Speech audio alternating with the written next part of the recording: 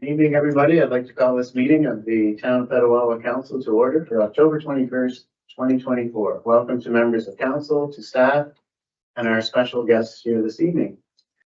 I'll start the meeting off by reading our land acknowledgement, and tonight it's Councillor Donovan at the honors. Thank you, Mr. Mayor. As we gather this evening, I would like to acknowledge on behalf of Petawawa Town Council and our community that we are meeting on the traditional territory of the Omami Wanini people. We would like to thank the Omami Wanini people and express our respect and support for their rich history, and we are extremely grateful for their many and continued displays of friendship. We also thank all the generations of people who have taken care of this land for thousands of years, and we wish to acknowledge our shared responsibilities in responding to the Truth and Reconciliation Commission 94 calls to action. Calls to action number 28. We call upon law schools in Canada to require all law students to take a course in Aboriginal people and the law, which includes the history and legacy of the residential schools, the United Nations Declaration on the Rights of Indigenous People, treaties and Aboriginal rights, Indigenous law, and Aboriginal Crown relations. This will require skills-based training in intercultural competencies, conflict resolution, human rights, and anti-racism. Progress on this call: the University of Ottawa's Civil Law section has launched a new certificate program in Indigenous law. It is the first French language Indigenous law program in Canada. This initiative is designed to increase knowledge, awareness, and understanding of Indigenous laws and legal traditions, and to encourage an enlightened dialogue with them within the justice system and legal practice. Thank you very much, Councillor Donovan. And just before we have our moment of silent reflection this evening, I'd just like to acknowledge the loss of a longtime member of the Town of Petawawa. Unfortunately, last week, Mitch Stillman passed away. Mitch was the treasurer and deputy clerk of the Town of Petawawa from 1997 to 2005, and the CAO of the Town of Petawawa from 2005 to 2014. So as we rise to take our moment of silent reflection today, I'd just like to send our thoughts and condolences out to his spouse, Patty, and all of the Stillman family. So if you could please rise now and join me in a moment of silent reflection.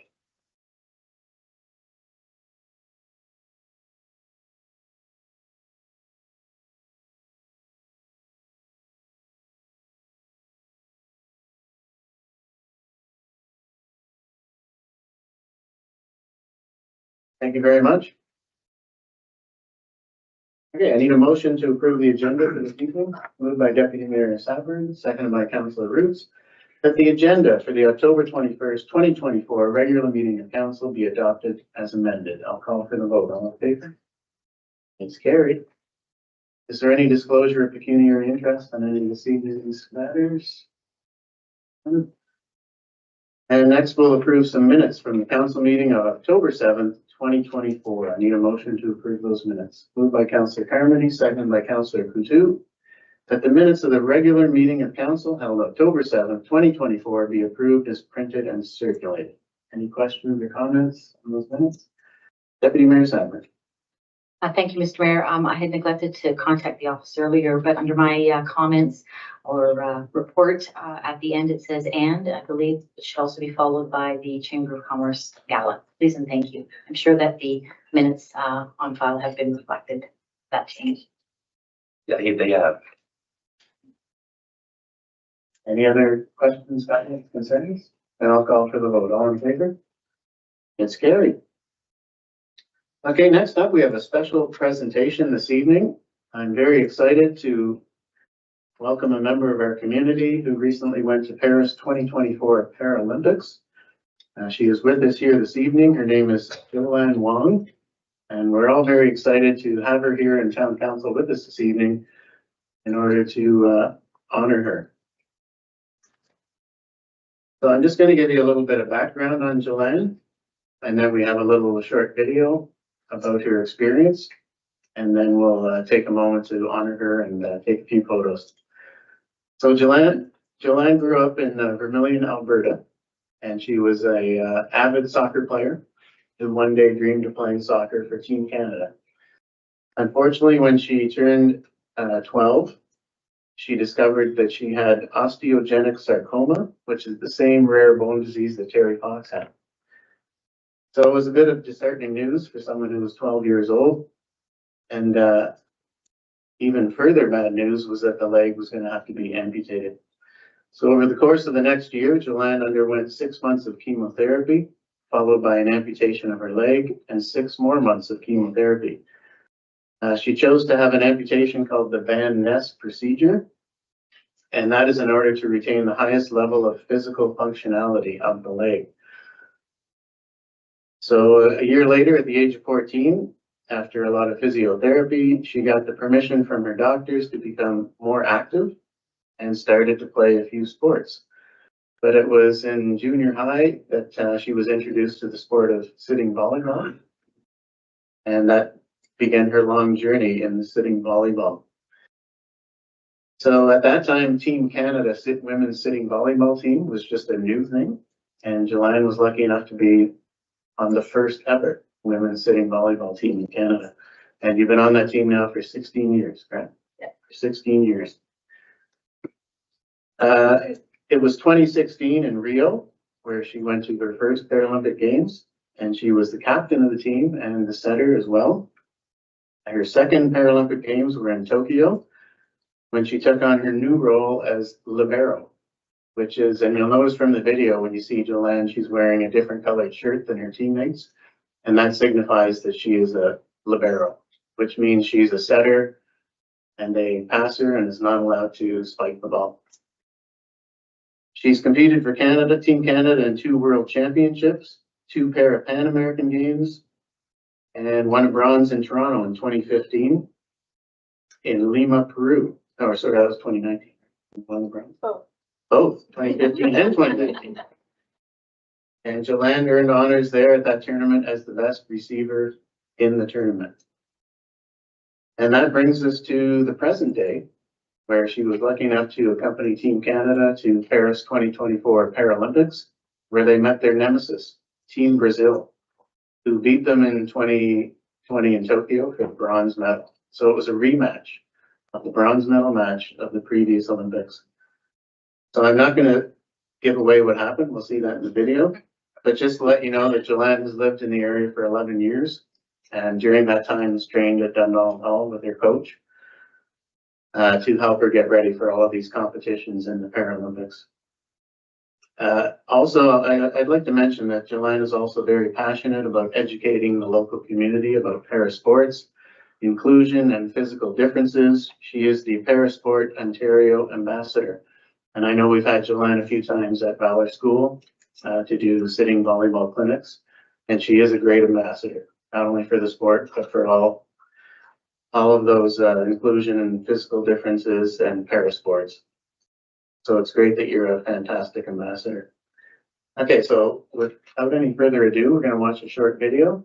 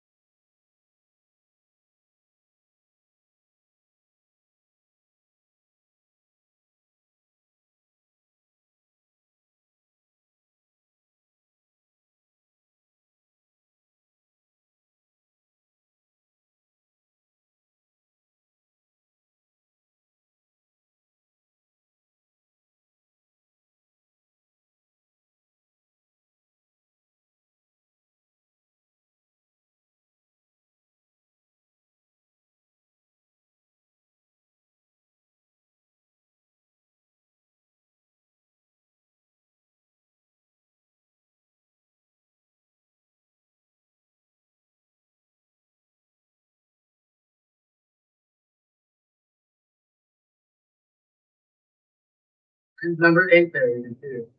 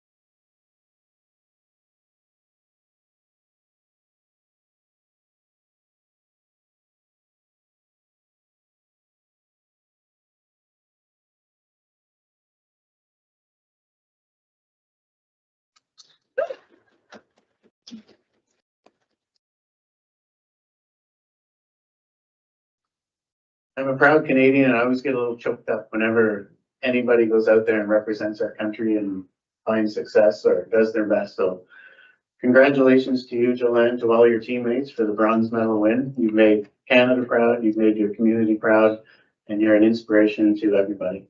So congratulations again. You can come on up here in the middle and we have a presentation.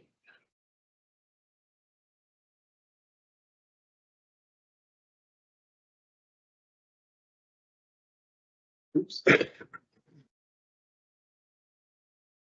I don't get the cardboard. Wondering.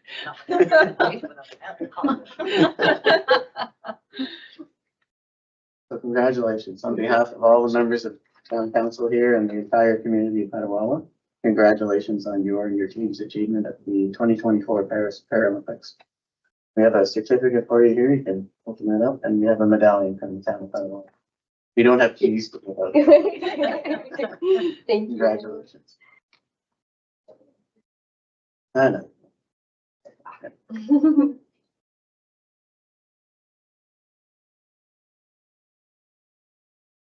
Now, if you wouldn't mind, you want to take just a couple minutes and let us know what it was like to compete on the world stage over in Paris? Here, I'll let you hold this one. Sure. Oh, Yeah, you that's guys, heavy. you guys can pass it around. It's really heavy. So the year was quite busy for training. It saw us in Europe 3 times for tournaments, leading up to the games, and we centralized in Edmonton. So we were there most of the summer, and I was in Europe a whole month actually surrounding the games. So we get there for a week, go to a staging camp just outside of Paris, and then there we're training twice a day, lifting or yoga, some type of mobility thing every day as well. And cold tubs was our new addition this year. I opted out. And then we were in the village a week before the games begin. And the athletes village is like its own little community. We have our own dining hall and gym, and Team Canada has our own like massage therapist, and we have our own physios, and it's really the dream. Like, you just are in this village, you're catered to, you get to just play volleyball. So yeah, we're there a week before the games start, and then in the village, our tournament was the length of the whole game. So the 28th of August till the 8th of September. So a really long tournament. And my family got to join me this year, so that was really exciting. They were in an Airbnb not too far away. So the 3 kiddos were there, and like it said in the video there, I'm still breastfeeding. So there's a nursery in the village. So it was a lot to try to balance, but a pretty incredible journey to look back and say that like I did that with my family there. And I don't know, it was just eat, sleep, train, play volleyball. It does feel nice to not be packing my suitcase right now and to just be home. So. Right on. Well, so congratulations again, and maybe I'll get you to sit at the microphone there. Maybe members of council might have a couple questions. Yeah, for sure. Okay. For sure. So congratulations again. We'll get you at the microphone. Still making it. Nobody's pocket.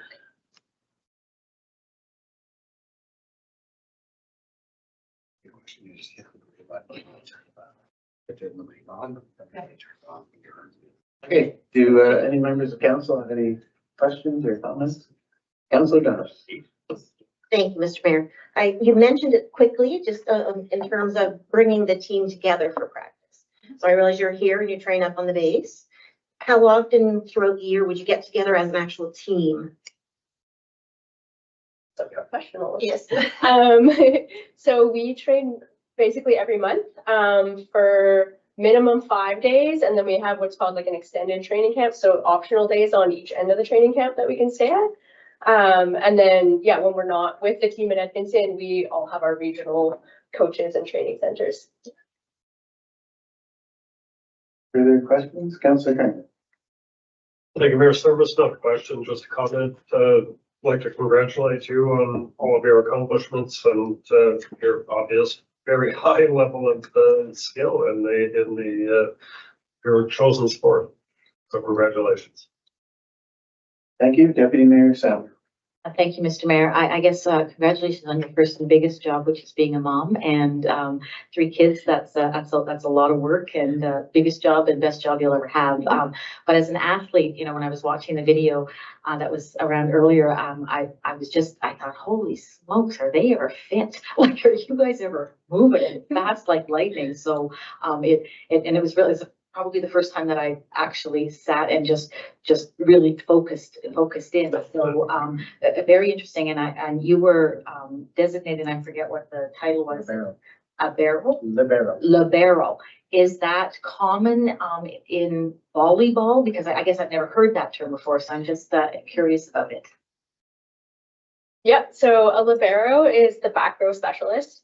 It's pretty common for a team to have that, and it doesn't count as a substitution. So I can go in anytime we want to change the flow of the game, or a certain athlete isn't very strong at that time, then I'll go in and take that person out. Yeah. So Thank you for that. I think it is only like 15 years old, that libero position in international competition, I think. I don't know. I have to Google that. Councillor Ruth. Thank you, Mr. Mayor. Thank you so much for coming tonight. I wish you all the best. What's the future ahead for yourself? That's always the next step, but I just like to know. Thank you. That's been a big question. Everyone's like, "Oh, you're done now," and I'm like, "Well, I'm only 34. I got lots of life left in me." So, LA 2028 is the goal right now.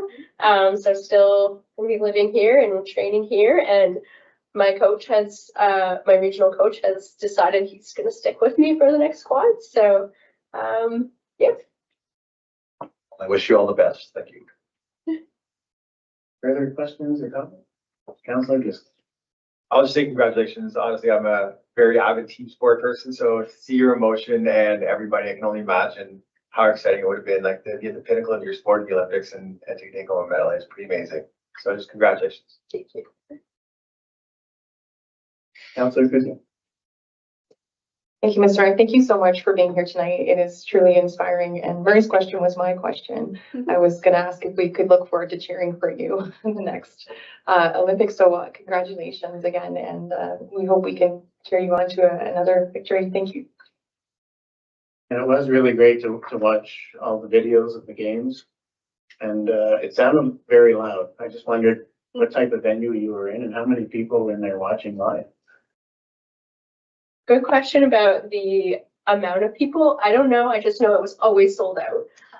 So that's pretty amazing, because usually the Paralympics are kind of like shoved under the rug a little bit after the Olympics. So for sold out crowds, that was pretty cool. For me, I'm just always like so in the zone. So like I know it's loud, but like I don't really know how loud it is. Okay, any further questions or comments? So again, thank you very much for joining us this evening. And like I said, congratulations on you and your team, the big win. And you truly are an inspiration to all of us here in our community. So as other councillors have said, good luck in your quest to be in LA in 2028. We hope you make it, and we hope to be able to watch you again. So Thank you. congratulations.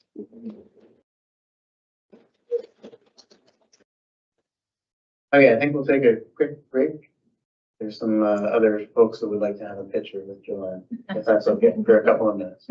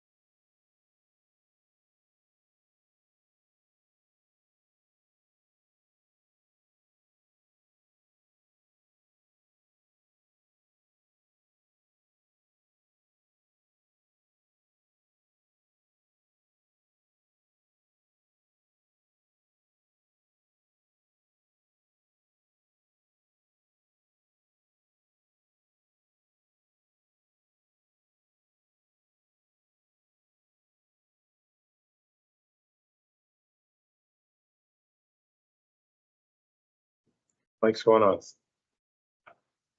What's going on?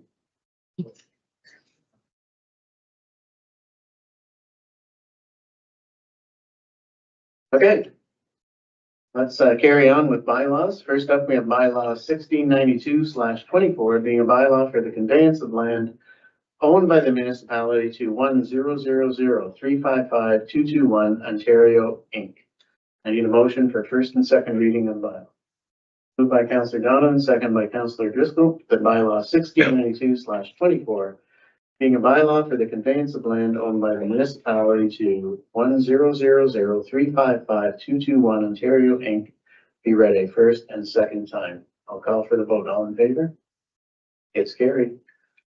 Corporation of the Town of Petawawa, bylaw 1692/24, being a bylaw for the conveyance of land owned by the municipality to 1000355 Ontario, Inc.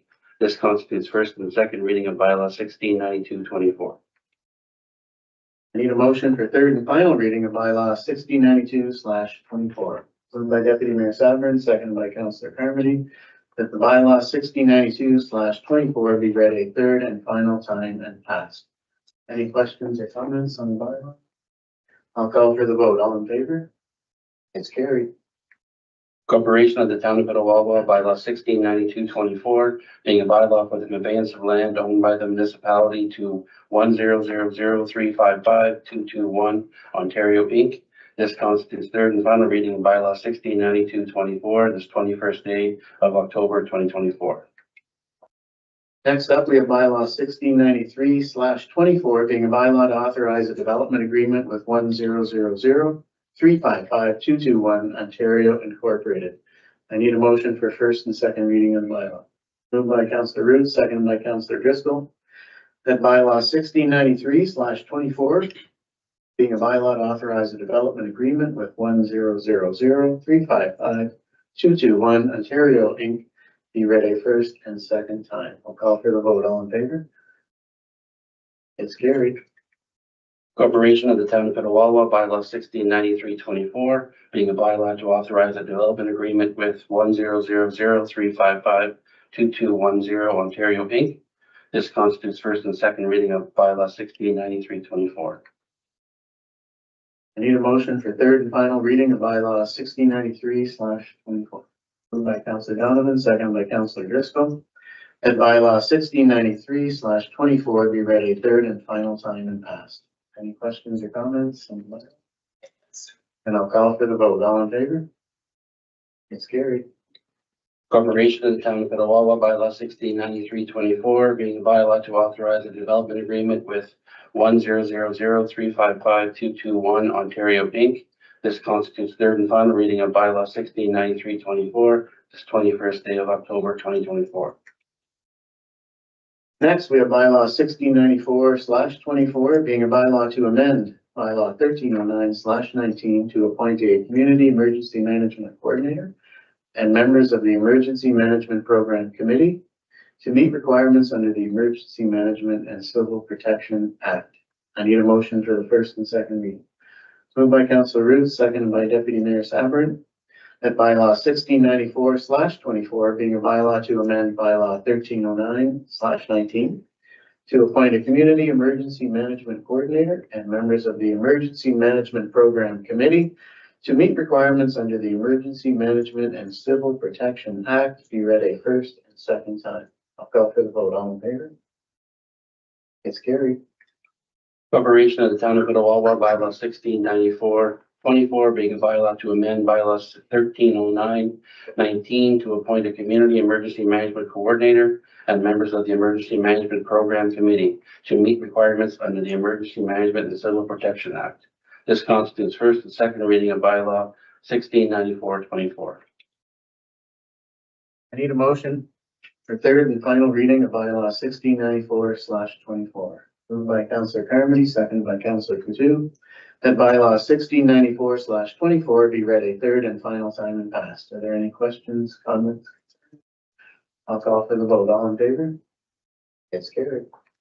Corporation of the Town of Petawawa, bylaw 1694-24, being a bylaw to amend bylaw 1309-19 to appoint a community emergency management coordinator and members of the Emergency Management Program Committee to meet requirements under the Emergency Planning and Civil Protection Act. This constitutes third and final reading of bylaw 1694-24, the 21st day of October 2024. Okay, next, that's the end of our bylaws. Next, we have correspondence. It's a letter about increasing Ontario provincial police costs in 2025. And it's a request from Neil Nicholson, the mayor of the Township of Whitewater Region, to support a resolution from the Township of Tweed. So in case you're not tracking this one, we've recently, well, every municipality in the province has been sent a letter from the Ontario Provincial Police regarding 2025 and the update in policing costs for each municipality in 2025. Unfortunately, it was discovered by all the municipalities who have OPP services in their municipality that the increase was more than just the negotiated salary increase that was given to the OPP over the last 3 years. So we had budgeted for what we thought was, I believe, was a 2.7% increase for 2025. But upon receiving the new billing update, it was discovered that it was actually a 20% increase here in the town of Petawawa, which works out to almost $360,000. And other municipalities discovered that as well. So there are a lot of municipalities that are tracking this, and there are a lot of questions going out and a lot of concerns being raised by the various entities like AMO and Eastern Ontario Regional Network and Warden's Caucus, trying to find out why the increase is so large, and concerns being expressed about how municipalities are going to budget for this. So this is a letter from the mayor of the Whitewater Township asking our municipality to support a resolution that was put forward by the municipality of Tweed. So I'll leave it at that. Are there any questions, Councillor Carmody? Not a question so much as just some more commentary. It's a frustrating situation. There's very little information available on this situation anywhere. As the mayor mentioned, there's a couple of governing bodies that are supposed to be advocating on our behalf, like our lobbyists, AMO, OATSB, Warden's Caucus, that sort of thing. And I guess that just requires a little bit of time to work because there is no information available as of yet. But as a starting point, I'd be more than happy to support that request from Neil Nicholson. Thank you, Councillor Carmody. Deputy Mayor Sadler. Thank you, Mr. Mayor. I believe our budget is a little over $1.7 million. And so we're looking at somewhere in the neighborhood of $350,000. That's a lot of money. That would be a big increase in taxes just to address this. And as I understood it from our latest police services board, there is some questions being raised through the OPP to provide more information to municipalities. So until that comes forward, I am right behind Councillor Carmody to second the motion with so choosing to make one. Thank you to support this. Thank you. And just for clarity's sake, in the municipality of Petawawa, it would result in a 3.03% tax increase just to cover the increased costs of 2025 OPP, which is a pretty high number to start with. Unless the councillor wants to go. Councillor Ruth. Thank you, Mr. Mayor. I totally agree. This is a big increase, especially for small municipalities, especially with all the increases that are going on today. So I would definitely be supporting the recommendation. Thank you. And just to give some background on this, because I don't want it to seem like we here in the municipality have anything negative to say about the OPP and the service they provide here. We are more than pleased with the service that the OPP provides us here in our municipality. They keep us safe. And for the money we spend, it's a fantastic service that they provide for us. Our issue was not with that and not with the members who provide that service here in our town, but just with the method that this billing was passed on to the municipality. I believe the CAO has a update. Yeah, well, I just wanted to share, early indication is that this cost that's being added is as a result, they're making up for increased costs of COVID measures that were put in place 4 years ago. So this is in essence from what we're hearing, it's a download. So to the municipalities and our director of finance has checked with other municipalities across the province. We're looking on average, it's about 22% increase in policing costs province-wide for municipalities, no matter what size. So I just wanted to share that with you. There are also to share with you, the OPP have reached out and there are some information sessions that are being held online on October the 25th and October the 28th. The mayor and Councillor Comedy, myself and the Director of Legislative Services, as well as our Director of Finance will be attending those, at least one of those sessions, to get the real details on their explanation for it. But I think, as already has been indicated, not only by Councillor Carmody, but by the resolution that's been passed on to you, I think there needs to be some advocacy work done on this file. It's a bit of a shock considering the last information we received from on this file was that there was only going to be about a 3% increase in relation to wage cost increases. So here we are caught with our pants down proverbially as we head into the budget season, now facing a 22% increase in this file. Councillor Carmen? Thank you, Mayor Service. Just to further to that comment, one of the reasons given for this large increase was, as the CAO mentioned, measures that were put in place during COVID, which saw less prisoner transport taking place and a lot more video,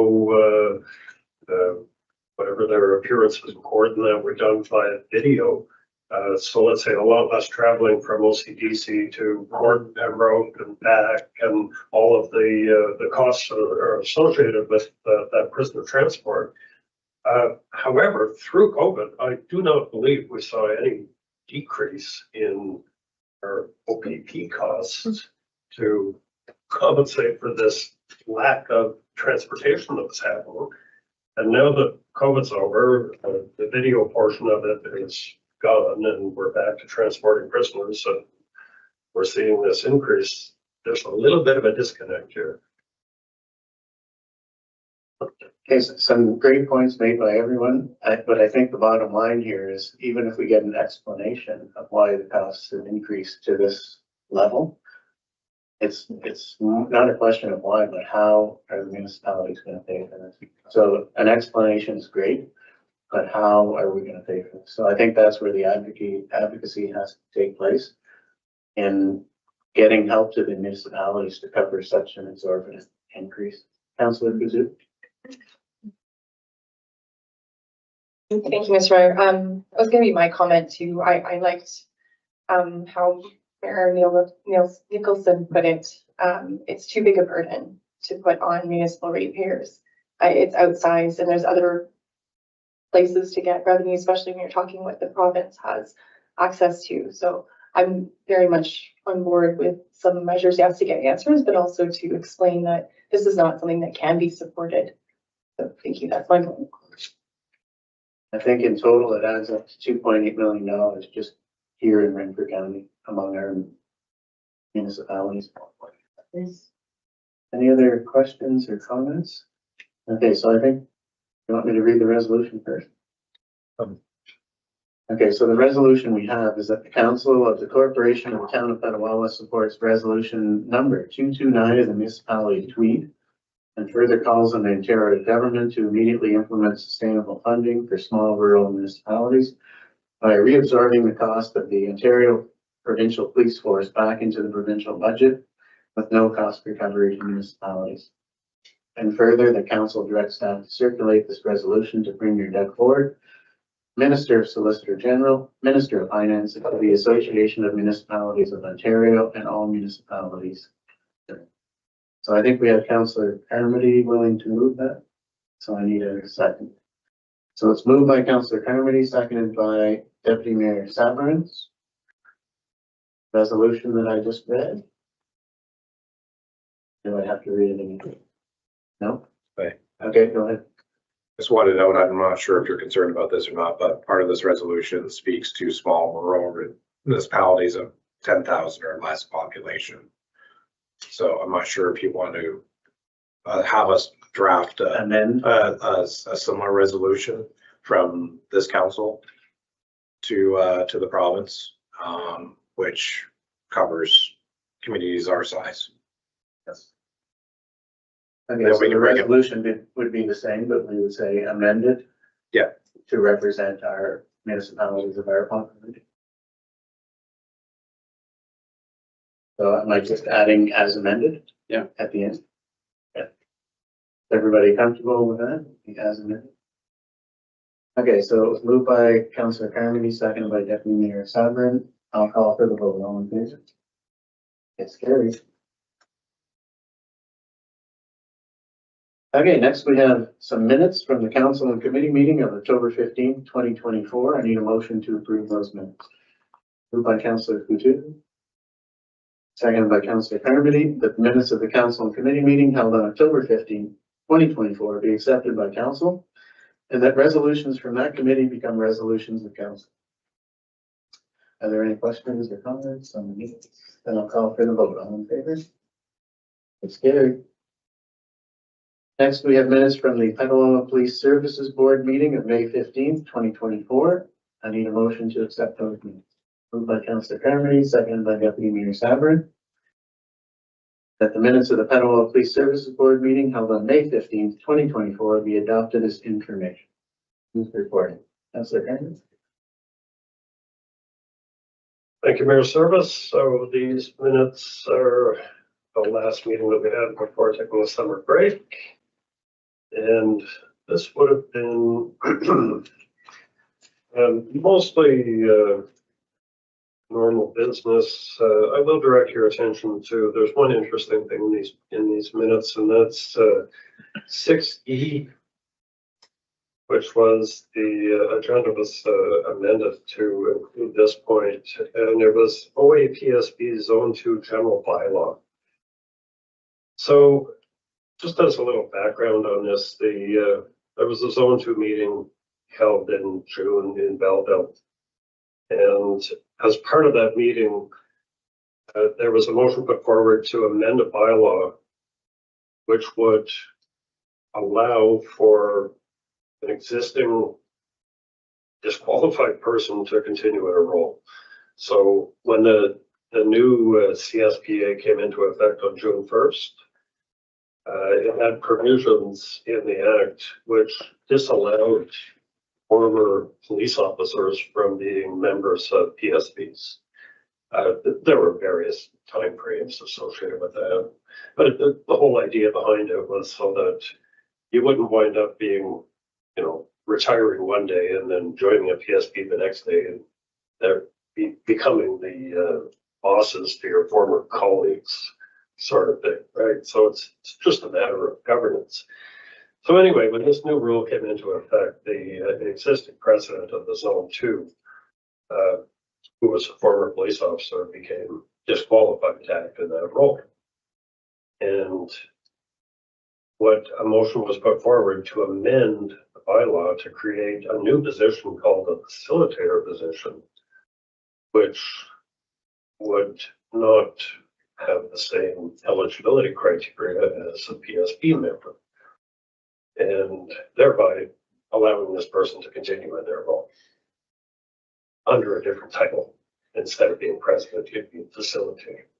So anyway, we didn't think that was quite right. So I went to the meeting with the instructions from the board to ask that the bylaw be amended to allow for the facilitator position to go ahead, but to require that it had the same eligibility requirements as a normal PSB member in the interest of governance, civilian governance of police services. And well, that flew like a lead Zeppelin. And I was chased out of town on the end of a pitchfork, but anyway, we tried. And that's a small glimpse into the world of civilian governance of police services in our neck of the woods. Interestingly, at that particular Zone 2 meeting, the Inspectorate General, Mr. Ryan Teschner, was at that meeting. And so he introduced his new, the Inspector General is a new division created with the Community Safety and Policing Act. And its mandate is to inspect. And it replaces the old Complaints Department with the old Police Services Act. So anyway, he was introducing his team, and the second in command, much to my surprise, was a former Deputy Chief of Police from the Durham region, who was the second in command at the Inspector General's office, which I was quite shocked to hear. And so anyway, fast forward, I sent an email off to Ryan Teschner, the Inspector General, and said, listen, I have concerns about the composition of your office. It's filled with, well, your second in command is a former Deputy Chief of Police. And not only that, but Durham region, where he was the Deputy Chief of Police, is currently under active investigation for cronyism, sexism, fraud, you name it. And so you've got somebody who is now in a position of authority who's investigating his former colleagues. Anyway, I don't have to carry on. I don't have to beat that horse to death, but it just doesn't make sense. So anyway, I did eventually get a reply from the man, and I mean, what could he say? You know, that's politics. That's the way it works. No, he said that the man is incredibly credentialed, and he's a great guy, and he would never do anything untoward. And I'm sure the guy's a great guy. You know, I'm sure he is. But that's not the point. The point is that he's investigating his former colleagues, which is wrong. So that is my rant on police governance. Thanks for giving me the stage.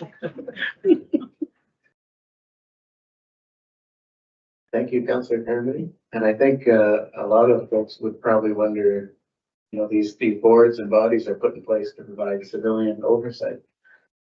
But it seems more and more that they're always staffed with just civilians.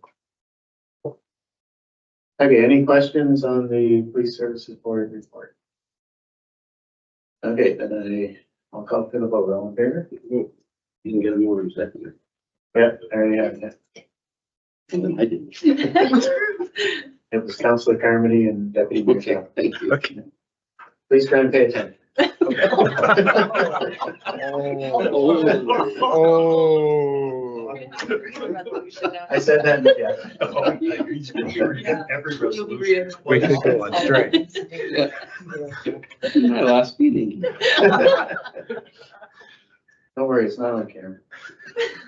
Next up, we have minutes from the Petawawa Public Library Board meetings, June 24th, 2024, July 29th, 2024, and August 12th, 2024. I need a motion to accept those minutes.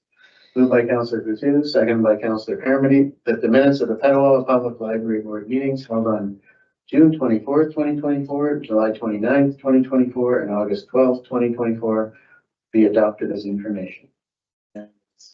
Councillor Carmody? So I'll make it brief. I've discussed most of what's in these minutes before, but I would be happy to address any concerns and answer any questions that anybody may have.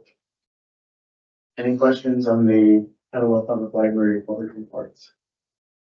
That was brief. I'll call for the vote. All in favor? Carried.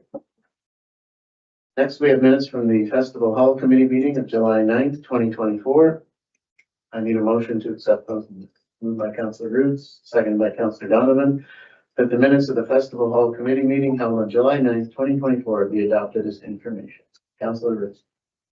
Thank you, Mr. Mayor. I spoke to most of the details in these minutes to yourself and council in briefings. And as you can see, we continue to move forward in regards to the new pricing structure, moving into the new year and with our new equipment. And you can see with their ongoing discussions with the school board, the CEPEEO, as we continue to have those communications and dialogues to make sure that we're both moving forward and keeping everyone informed about the business procedures and the expectations of our facility. And I will take any questions that there is any. Thank you. Questions on the festival hall? There are none, so I'll call for the vote. All in favor? Carried. Next up, we have staff reports. PW-26-2024 Community Sport and Recreation Infrastructure Fund. Stream 1, Repair and Rehabilitation. So we've got Ted Marcotte, our manager of civic properties, and Chris is here as well to give us the report. Thank you, Mr. Mayor, members of council. Nice to be here tonight. Pretty easy night for me. Just here to introduce our newest member of the team, Ted Marcotte, manager of civic properties. So I'm going to turn it over to him for the report, and we'll be happy to take any questions. Thank you for having me come work at the town of Petawawa. It's been a joy so far. On the report for the recommendation for approval of the application for Ontario Community Sport and Recreational Infrastructure Fund, Stream 1, for the sum of $264,075 to cover 50% of the cost of installing LED lights, retrofitting fields 1 and 2, and providing new lighting and poles for field 3. And approve 50% matching of the cost in the 2025 budget if approved for funding. A little bit of background on the fund. The Community Sports and Recreational Fund is $200 million capital funding program delivered by the Ministry of Sport to revitalize existing community sports and recreation infrastructure. Like you said, it's a 2-stream system. We're applying for Stream 1 for repair and rehab of our existing facilities. So for the deadline for this application is October 29th. That's why we're here today looking for approval. Just for a little bit of background and discussion of the program, we did a little bit of digging. Our usage from 2023 2024 went up from 199 uses over. We went up 199 from 158 night games from over the last year. So our increase from 2023 to 2024 has gone up. So the financial implication really is the big one. The cost of the attachment is $528,000 for doing the whole project. So the city or the town would be on the hook for possibly 50% of that. So that's where we're looking for the amount we are. It's basically we're looking at. Any questions? Okay. Questions from council on the report? Deputy Mayor Sapp. Thank you, Mr. Mayor. Welcome, Ted. I mean, anytime that we can apply for something that gives us 50 cents on the dollar, it's a good thing. And as you said, we've seen an increase that's probably a 20% increase over the previous year in terms of use. So the need is definitely there. So I'm happy to support this. Thank you. Councilor Coutu. So thank you very much for this report. I was really astounded in reading in the application that we would save $10,000 in hydro and add $20,000 perhaps in increased rentals of the baseball field. So I'm definitely for this because it's just making sense to improve the facilities and take advantage of this fund and look at ways to now bring more money in to maintain all of this. So definitely in support and thank you very much. Further questions? Councilor Dunn. Thank you, Mr. Mayor. Just want to confirm, I did read in here, it's quite possible we may be at a 75-25 split based on the size of our community. Yeah, that would be correct, but it's not guaranteed you would get that. So you have to be in look at, just in case we don't get that, that we have the extra funds. Yeah. available to us, or we would be able to move forward with the project. Just, CAO? yeah, just to clarify, it's a 70-30 split. So because we're a population just under 20,000, not by much, we're able to apply for special consideration, which would mean that we would, if approved for the special consideration, we'd receive 70% of the funding versus 50% of the funding. So, but as Ted's alluded to, if we're not successful in getting that special consideration, we still have to be ready to pay the 50% if necessary. Councillor Kerman? Thank you, Mayor Service. So this new system would then set us up for another 50 years, or what is the predicted lifetime of the new system?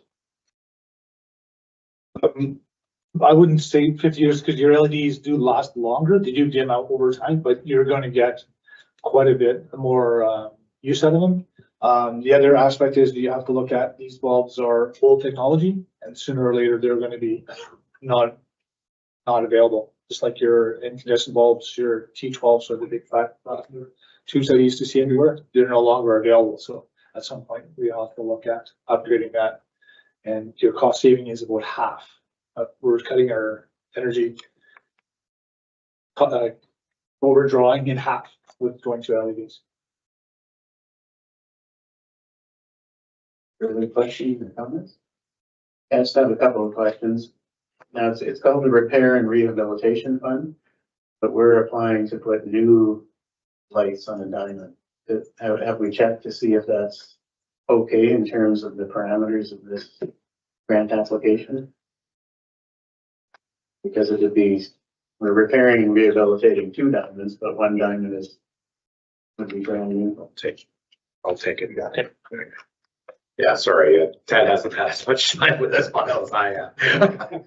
I appreciate him being here tonight. So yeah, no, that is a consideration. Listen, for our purposes, you want to take your shot, right? And whenever you make an application for grant funding. And if they feel that that extra portion of the project is too much because it's a bit of a new build, then that's fine. Maybe they'll fund the other 2 diamonds.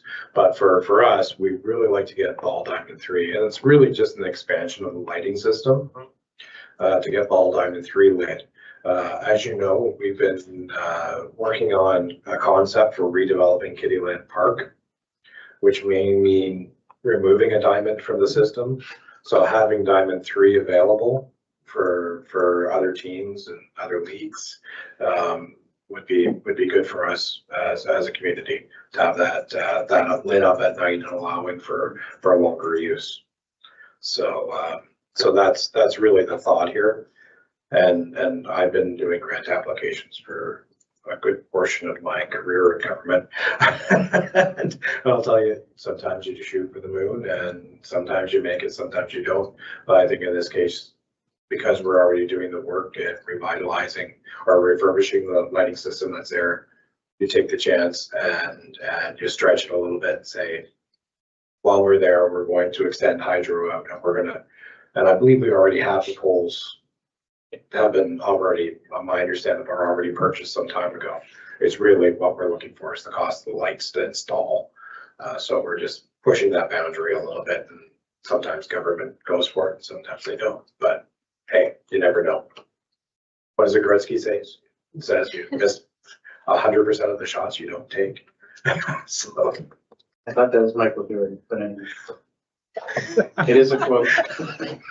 So I guess what I'm hearing here, because I know we have 2 ball diamonds with lights that work because we play night games. So the concern isn't that we don't have diamonds with lights that don't function. It's that we're worried that once those bulbs go, they're expensive and we may not be able to replace them. So that's the impetus behind this, is to get ahead of that. But with the technology we presently have, if the 2 diamonds are lit up, we can get replacement bulbs at the present time. Is that correct? Yeah, that's correct. just Might add, if you had a chance to review the application, it also speaks to safety concerns we have on those fields right now that we've been in conversation with the user groups on for some time now. The current lighting we have, there is a lot of shadows, I understand. I'm looking at Councillor Driscoll because I know he plays. But at night, there's some issues around shadows and glares. And the LED is a much more even light, so it's much safer environment to play night baseball in. So just a question on the cost. I know 520 some thousand, basically for lights for 3 ball diamonds. It just seems exorbitant to me, but I guess that's the going rate these days for light bulbs. So if we were successful, but still had to pay 50%, that's $264,000, which is still a big ask. What is the state of the recreation budget right now looking like? This 264,000 is a big price tag. What is going to have to be eliminated from the budget to make room for lights for ball diamonds that are already lit?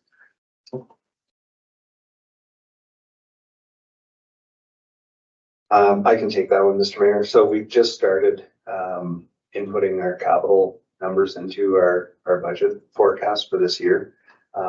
So it would be, I would be getting ahead of myself by answering that at this time. I'm just not quite there yet, but obviously it's a big amount of money. So yeah, there would have to be consideration for, can everything go ahead, or, you have to put something else on the back burner to make room for that, the funding for the lighting upgrade. Because I think what happens if you apply and you're successful, then you feel, okay, we have to spend the money because we were successful.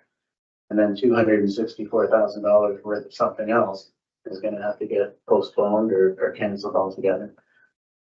So with that in mind, I'm just thinking $264,000 for a sport that's already played, and it's already played at night. Yeah, we're going to upgrade it, but will the sport still continue if we don't put the LED lights in? Yeah, it will. So just to give some perspective on this, we've recently looked at doing some other things in recreation department. And if you think of all the things we'd like to do in this town in terms of recreation, softball is played here, and we have beautiful diamonds here in Petawawa, probably the best in the county. And it gets played here, and people enjoy it here, and it's lit at night, and we can enjoy it. And if I think of taking $265,000 and just improving something we already have, as opposed to providing our residents in Petawawa with something new. So just to put it in perspective, if we put in, there's been a lot of, well, we had a recreation master plan recently done, and we asked our community, what is it that you want? And there was a large outcry from our pickleball community that this is something they'd like to see in our town. Well, to put in a 60 by 90 pickleball court with the painting and the nets and the courts and the fences and everything is about $100,000. So I get the feeling that if this went forward, we had 265 that now we can't spend on other things. Something that's under high demand right now is, pickleball. Or there are lots of other things that we have planned in this community in terms of recreation. What made it to decide if we're spending $265,000 on lights, facilities that are already there and enjoyed. Councillor Ridge. Just on that point, there was an aspect to the application of the economic impact for the community. So given that these ball diamond tournaments come in and the hotels get booked up and restaurants get used, and we bring a lot of people in the community, especially on, say, any given Saturday where the container market's open, where there's other special events. So I see the sort of future growth of this town being tied to how much we invite people to come here. So this is now creating another diamond that's going to be lit. It's going to improve our chances of getting those ball diamond tournaments in. And I know they've been a big success. And then just crunching the numbers, the $30,000 that we're going to be adding to our budget by, $20,000 hydro savings, or sorry, $10,000 hydro savings, $20,000 additional bookings. That's 8 years that we paid this off. So in terms of pickleball baseball. We have pickleball courts, and we use the tennis courts. So it's kind of a not either or situation, but maybe a both situation. Just me. CAO?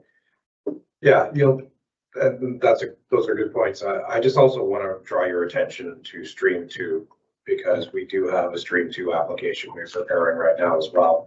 And nothing against, I think, I don't want to speak ill of this application, but I think there's a way we can get field 1 and 2 done, at least.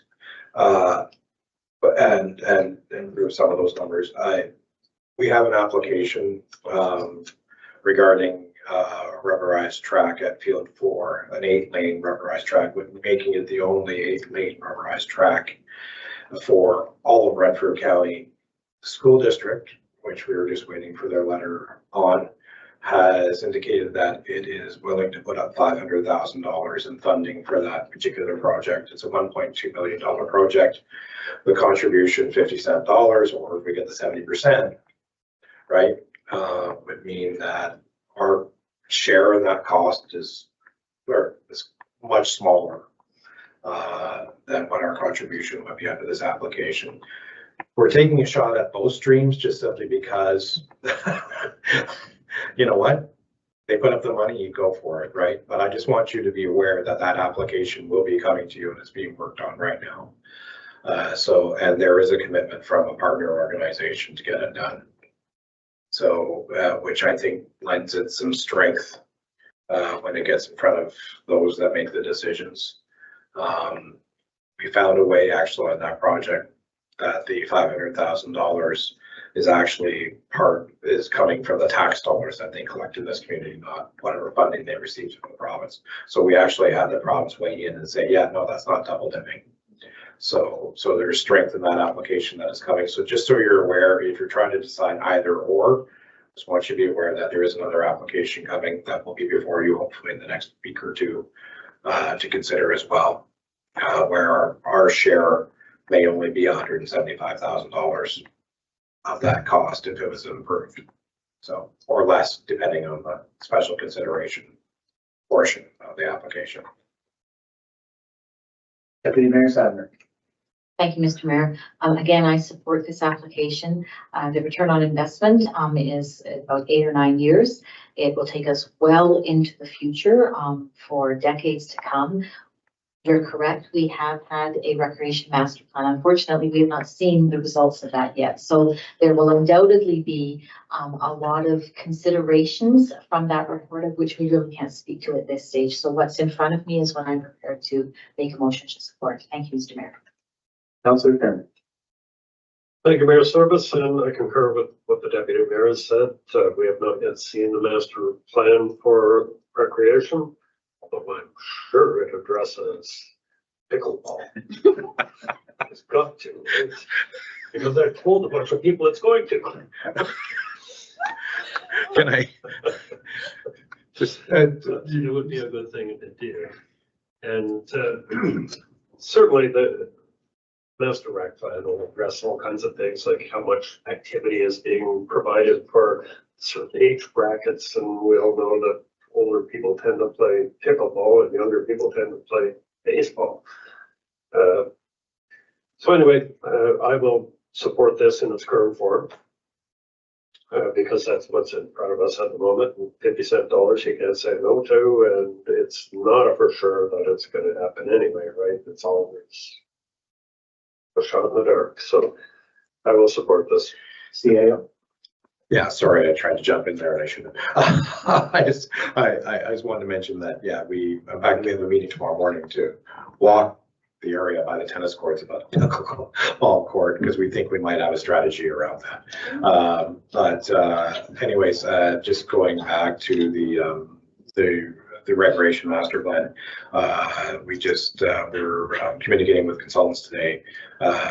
We will be receiving a copy very soon for staff review.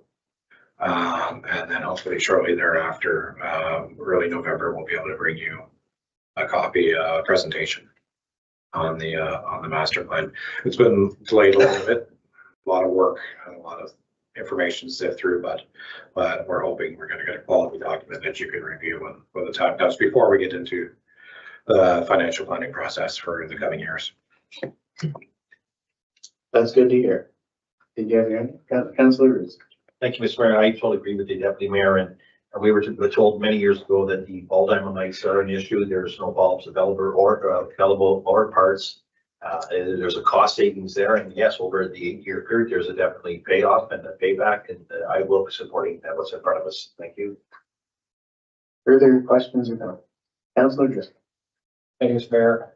Yeah, just looking at the numbers, I do agree with you that it is a high number. I think anytime we get 50 years out of anything where it is due for an upgrading, I would be more preferential to upgrade to 2 and then look at the 3rd after we see our recreation master plan.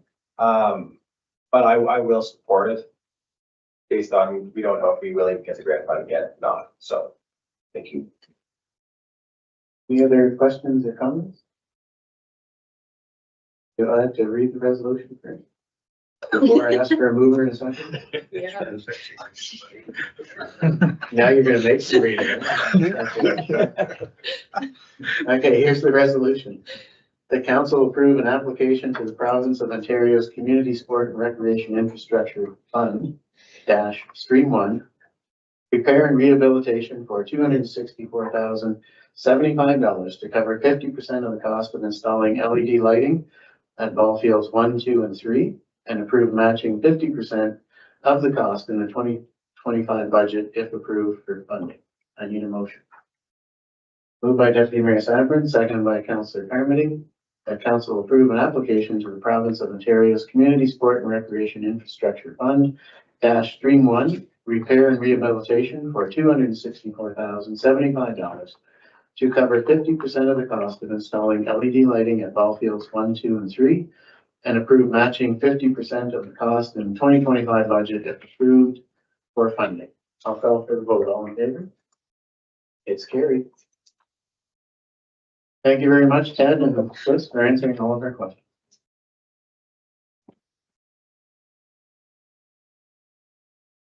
And Ted, welcome aboard. Thank you. Okay, next we have councillor reports. First up, Deputy Mayor Sapper. Thank you, Mr. Mayor. I will wait until the beginning of the event to report on all of my October endeavors. Thank you so much. Councillor Carmen. Thank you for your service. I will do the same. Councillor Coutu. Before I forget, I'll just say quick 3 things. One I had forgotten last time, on October 1st, I attended the open house at the Renfrew County Legal Clinic, and I was blown away by the space in there. I was able to rub shoulders with John Nekabuski, who is a big supporter of the legal clinic, and I got to see the services they offer. So I invite you all to look into it and to use it as a resource when you're coming across people who are having trouble accessing legal services. They almost poached me. Anyways, I also went to the launch event, the Petawawa Ramble. I think this was the best weather we've ever had for a ramble, and it started on that Thursday morning. I know there's some councillors here who were there as well. And then I'm really pleased to report on October 19th, this past weekend, I was honored to be invited to represent the mayor and all of you here at council at an Onum celebration. So I was invited to be the guest of honor, and I didn't anticipate how honored that guest would be. So I was truly given a place of honor and invited to participate in all of the ceremonies on all our behalfs. And so I delivered some statements to them about how great it is to have so many different cultures and traditions in Petawawa. There's a vibrant community from South India here who have been putting on Diwali celebrations. So this was their first Onam celebration is here at the Petawawa Legion. So I really invite you to look into that celebration. It was all about diversity. So every faith is invited, and the things we share are emphasized, and there was dancing and there was music and there was a feast. So it was truly probably the most stimulating 3 hours I've had in a long time. So Gary, sorry you missed out. I was glad to go on your behalf, and that's my report. Thank you. And thank you, Councillor Coutu, for representing me at that celebration. Councillor Driscoll. Not that much. I attended the Ramble over the weekend, several events. It was great to see how many people are actually out. I mean, the weather couldn't have been better. So it's really good to see how many people are actually out walking, using different forms of active transportation too, along the Park Trail and then around the Civic Center ground. Really nice to see. And just congrats to the organizing team. It's a huge event over multiple large areas. So everything seemed to go off without a hitch, and looking forward to next year. Thanks. Councillor Dunn. Thank you, Mr. Mayor. Just a couple of things. I attended a CNL seminar on the 10th of October, as well as attended the policy meeting here at the chamber. And then so the 17th of October, the prize distribution for Pumpkin People for our residents was a great event. It was good to see so many people out for it. This past weekend, I was on the Farm Trail on the slow walk, active living kind of thing. It was great. Weather was beautiful. Staff did a fantastic job pulling that event together. It was very enjoyable. And trade accessibility for Halloween is coming up, and I have some posters. If you have anywhere that you might be able to post a poster, please grab them. Thank you. Thank you, Councillor Ruth. Thank you, Mr. Mayor. So yes, October 20th, I attended the Petawawa Ramble, one of those outstanding event. I've seen so many great business displays and involvement from the community. Weather was amazing and everyone just sitting and enjoying the day. It was so nice to see that. I just want to thank all the participants and staff who helped make this event possible. And then moving forward with the RFP for new director, business operator for Festival Hall. And any interested parties can check all the details out on the town website. Thank you, Mr. Mayor. Thank you, Councillor Roots. And I better report now, otherwise next time it'll be even longer. So on October 9th, we had a meeting, myself and the CAO and the director from Petawawa Pantry, about a possible community action team. We're hoping to draw together a whole bunch of local entities to look at what our needs are for the town of Petawawa in terms of not only looking after our residents who make use of the Petawawa Pantry, but homelessness, addiction, mental health, and perhaps broadening what we offer our citizens here in Petawawa. So we're going to bring together a large team and see what we can do in terms of expanding our footprint in what we offer in terms of homelessness, addiction, and mental health here in the town of Petawawa. So it'll be exciting to have our first meeting, and everybody we've contacted has been very enthusiastic about joining us and working together to provide something more substantial here in the town of Petawawa. On the 10th, we had our policy workshop planning here at the town council. On the 15th, there was a police services board meeting that I attended. On the 15th, it was development of property with the county, and I'll report on that later in the month. And the housing and community services also had their monthly meeting at Renfrew County. On the 16th, there was a Zoom meeting with Deep River Hospital and their community health partners. And they want to get the mayors together from all of the interested municipalities. That's us, Laurentian Hills, Deep River, and Head Clare and Mariah, and work on a doctor recruitment strategy for the Deep River community health area. On the 17th was the kickoff to the Ramble. It was great to see so many private residents participating with their pumpkin people. And the most unique was, if you haven't been out at the corner of Murphy Road and Rance Road, they've got pumpkin people climbing the rock wall up there. That was the top prize winner. It's pretty cool. We had a meeting about the 50th anniversary of the Petawawa Circus Center. And it looks like we're going ahead with November 16th as the date, with an old timer hockey game and then a dance afterwards. And that'll be on November 16th. More details to follow. And on that evening, I attended my first ever mess dinner up on the garrison, which had a lot of interesting activities throughout the dinner. And it was pretty cool to be involved in something like that. On Saturday, I was at the Pembroke Regional Hospital Black and White Gala. I don't know the exact amount of money that was raised, but it was substantial for the Petawawa or for the Pembroke Regional Hospital. Do you know the exact amount? Yeah, 318,000 was raised that night. At $318,000. That was donations and silent auctions and all sorts of things that were happening. So that's great news and kudos go out to the foundation, Pembroke Regional Hospital Foundation, who put that event together and are fundraising constantly year round for our hospital.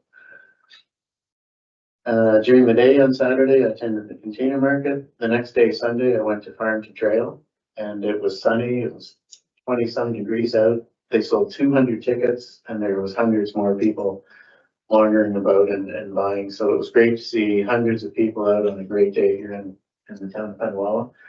And big shout out to Colin and his crew and Christine Mitchell and her team who brought that event together. It looks like it's a major draw for the community of Petawawa. And later that day was the grand opening of BC Athletic Therapy's new facility. Just up in the, I don't know what we call it anymore. It used to be the sand pit. But it's in the Judy, just in behind Judy DeGear's Remax buildings is the new location for BC Athletic Therapy. So it's a great facility and it's great that they're providing the services to our community in a new facility.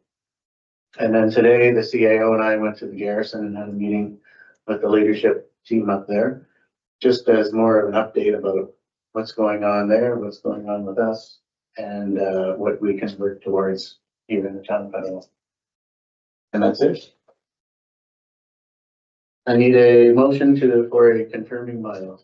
Moved by Councillor Couture, second by Councillor Carmody, that bylaw 1695/24 be read a first, second, and third time and pass.